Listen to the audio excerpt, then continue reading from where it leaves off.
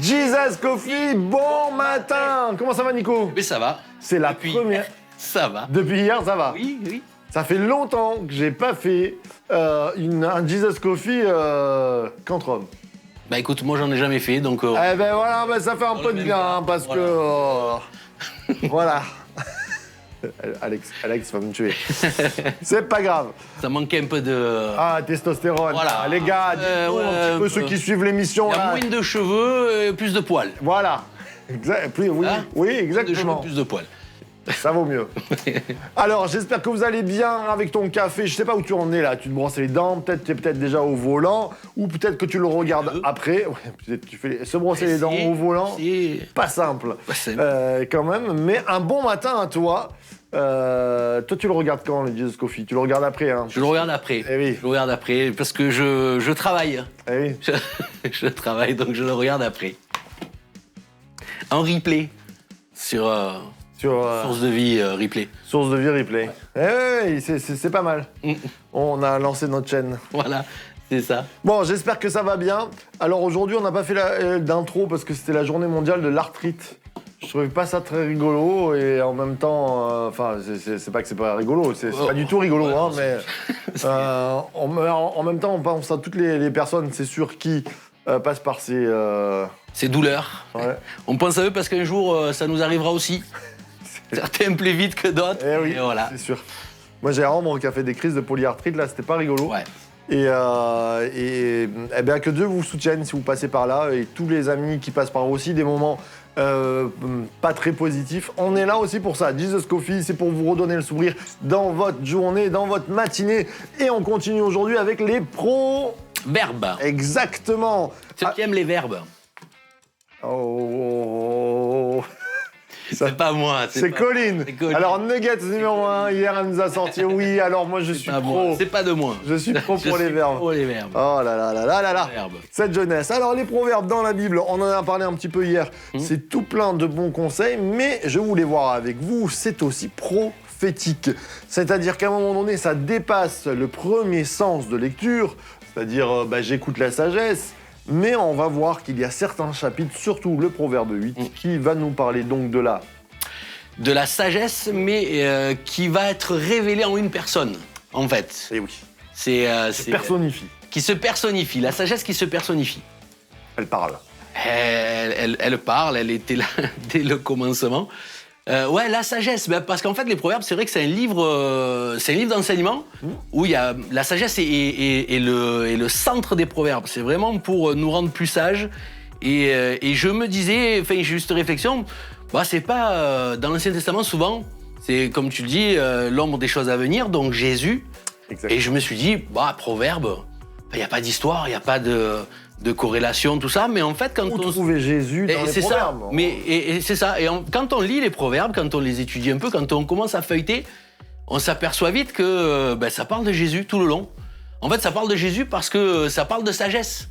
Et comme je disais, souvent, moi, quand on me pose la question, si on doit me parler de sagesse, je vais prendre Salomon en exemple, parce que Salomon, voilà, c'est bibliquement, c'est l'homme qui est le plus sage. On dit, putain, sage comme Salomon. T'as écrit pas mal de proverbes d'ailleurs. D'ailleurs, voilà, quasiment tous ont été écrits par lui. Et bien en fait, l'homme le plus sage, ça n'a pas été lui. Ça n'a pas été lui, et l'homme le plus sage, c'était Jésus. On a une preuve de ça? On a une preuve de ça, oui. Oui, on a une preuve de ça. C'est dans... Ouais, tu l'as mis. Ah, je l'ai mis, tu l'as noté. Dans Luc 11. Dans Luc 11, quand Jésus parle à un moment donné, et il parle d'une reine, tout ça, il parle de Salomon, et il dit, il y a ici plus que Salomon. En fait, il parle de lui, il parle de... Voilà, Jésus est plus que Salomon. C'est-à-dire que, alors pour nous, bien sûr qu'il est plus que Salomon, mais là, si on fait l'emphase sur la sagesse, il est plus sage que Salomon. C'est la sagesse personnifiée, Jésus. Il s'est fait sagesse pour nous. Donc c'est vraiment la personnification de la sagesse. On ne peut pas trouver plus sage que Jésus. On peut chercher. Et en ça, on peut demander, comme Salomon a reçu le cadeau de la sagesse, je crois que quand on demande Jésus, c'est très intéressant ce que tu dis, je rebondis, je ne l'avais pas prévu. Mais je crois toujours que dans Notre Père, le pain quotidien, c'est pas le pain à manger, puisque quelques versets après, il dira « Ne faites pas comme les païens qui demandent à manger, à boire en priant, parce que votre Père a tout prévu pour vous. » Mais que ce pain-là, c'est le pain de vie. Jésus qui dit « Je suis le pain de vie ». Et donc cette sagesse qu'il nous faut, elle se trouve en Jésus. Quand tu demandes le pain quotidien, tu reçois une sagesse qui dépasse toute circonstance. Exactement. Et alors du coup, on n'en a pas parlé, mais moi j'aime beaucoup Jacques, comme je vous l'ai dit à l'église. Tout le monde sait que j'aime Jacques. Et c'est vrai que dans Jacques, il y a ça. Si quelqu'un manque de sagesse, qu'il la demande, et Dieu lui donnera. Et Dieu lui donnera avec libéralité et sans jugement. C'est-à-dire qu'en fait, quand on manque de sagesse, souvent, c'est qu'on manque de Jésus. Et il faut la demander. Quand on demande la sagesse, quelque part, on demande plus de Jésus. C'est quand même une soif. C'est bon, ça. Moi, je dis c'est doublement bon, là. Mettez des likes. Je trouve qu'il y a quand même une soif. Si on veut de la sagesse, je pense qu'il faut se tourner vers Jésus. Le livre des Proverbes nous amène vers une sagesse qui peut même être humaine, parce qu'il y a quand même des bons conseils de vie. Mais la sagesse en elle-même, c'est Jésus. Et si on demande plus de sagesse, on demande plus de Jésus. Tout vient se mettre en place. Et je trouve que le livre des Proverbes nous mène à ça, quand même. Exactement. Alors, Proverbe 8, c'est souvent avec des gens qui commencent à connaître la foi, je leur fais travailler 3 textes qui sont en parallèle, qui sont la création dans Genèse, qui sont Proverbe 8 et qui sont Jean au chapitre 1. Il nous est dit, donc dans Proverbe 8, à partir du verset 23, la sagesse qui parle, et elle dit « J'ai été établi depuis l'éternité dès le commencement ». Ce mot « commencement » qui commence la Bible, puisque c'est le premier mot de la Bible qui dit « Bereshit », commencement, au commencement, voici.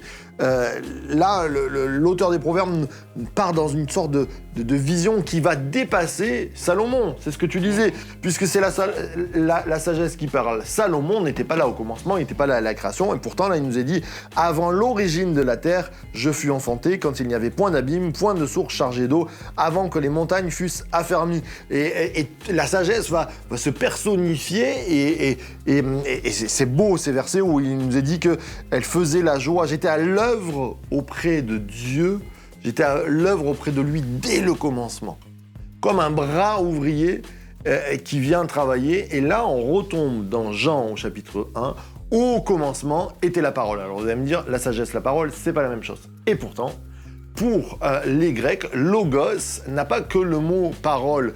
Alors, en grec, la sagesse, c'est sophia. Mais le mot logos, c'est un concept philosophique chez les Grecs qui comprend la sagesse dedans. C'est une parole qui vient dépasser le stade de « je fais du son avec ma bouche ». C'est une parole de sagesse, une parole constructive. Le logos, c'est le verbe incarné. Et Jésus, c'est ce verbe incarné qui retombe dans exactement, et si je ne m'abuse, sagesse dans Proverbe, quand c'est écrit en grec dans la Septante, je crois que c'est utilisé comme logos même. Alors, à un moment donné, on dépasse le stade du bon conseil dans les Proverbes. On a l'affirmation que Jésus était là en tant que Christ avant toute chose. Il est ce Dieu incarné, qui s'est incarné, mais qui était là dès le commencement. Et il nous a dit, j'aime bien ce petit verset, tu vas peut-être en parler, jouant sur le globe de la terre et trouvant mon bonheur. Parmi les fils de l'homme. C'est pas fort, ça? Ben oui, les fils de l'homme, on comprend que, voilà, ça nous parle de quelqu'un, ça nous parle de Jésus. Et je trouve ça merveilleux. Je trouve que les proverbes, alors... Je suis pas... ma femme est très, très mangeuse de la parole. Je dis pas que je le suis pas, beaucoup moins. Je suis pas scolaire, je suis pas étudiant. Et quand je me mets à étudier, souvent des trucs comme ça, où on sait qu'on va intervenir, donc on est là, on cherche un peu, et on trouve des perles comme ça. Je trouve que c'est encourageant aussi. Les proverbes, ça, là, ouais, c'est pas grave, on y va. Quand tu parlais de parole et qu'au début était la parole, ça me fait penser à ça, ça me fait penser au verset qu'on a cité hier. Moi, un de mes proverbes préférés, c'est « Garde ton cœur pour plus que toute autre chose, car de lui découlent les sources de la vie ».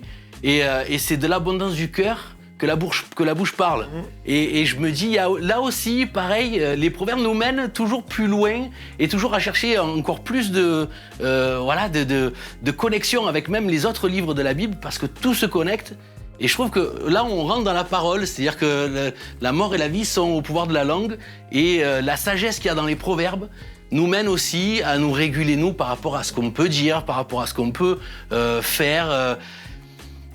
Et ça nous mène toujours à Jésus, quoi. Ça nous mène toujours à la vie. Qui va engendrer la vie en abondance. Voilà, c'est juste. Ça m'a fait penser à ça, là, sur le coup. Ouais, c'est bien.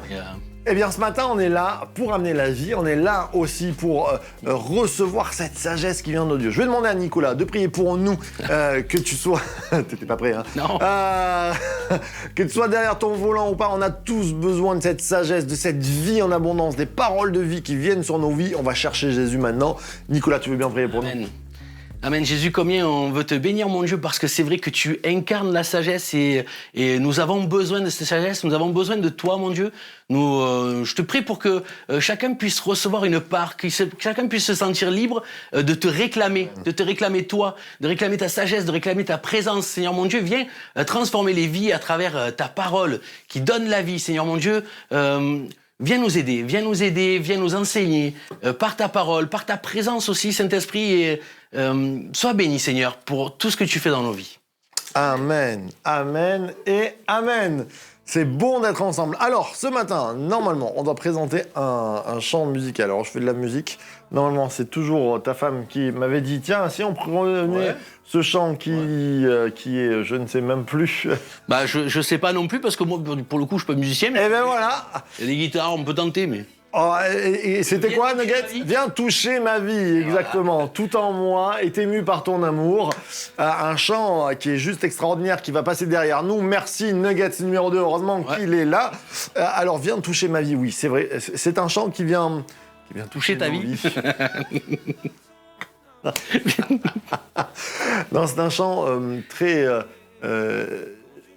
qui parle de nos déserts. Oui, bien sûr. Qui parle de nos déserts et qui parle du fait que Dieu, et ça tombe très bien, vient rassasier nos vies. Ouais. Quelquefois, on a besoin de cette touche de Dieu. Et je crois que l'église locale, elle est là pour ça. Moi, j'aime nos célébrations parce que chaque dimanche, même si tu vas pas bien, il y a des chants qui arrivent, tu te dis « Ah, Seigneur, viens toucher ma vie. Tout en moi est ému par ton amour quand tu viens rentrer dans ma vie. » C'est juste extraordinaire. On vous laisse l'écouter. On va vous quitter comme ça ce matin. Et réjouissez-vous avec cette musique qui passe. Alors, on se retrouve pas demain, mais jeudi matin. Alors ce soir, bien sûr, qu'est-ce qu'il y a ce soir? On est mardi. On est mardi. Et oui. Il y a le culte de semaine. Exactement. Culte de réveil avec voilà. Et on vous attend nombreux. On vous attend nombreux parce qu'on vit des vrais bons moments. On vit toujours des bons moments dans la présence de Dieu. Les mardis sont encore différents. Il y a vraiment une effusion. Enfin voilà, on va pas refaire un Géoscophie là-dessus. Venez, vous verrez, et vous jugerez vous-même. Oh là là, ça me rappelle les temps de réveil. Viens et vois. Et sur ces bonnes paroles, eh bien, on vous dit source de vie. The Church to be. Bye bye.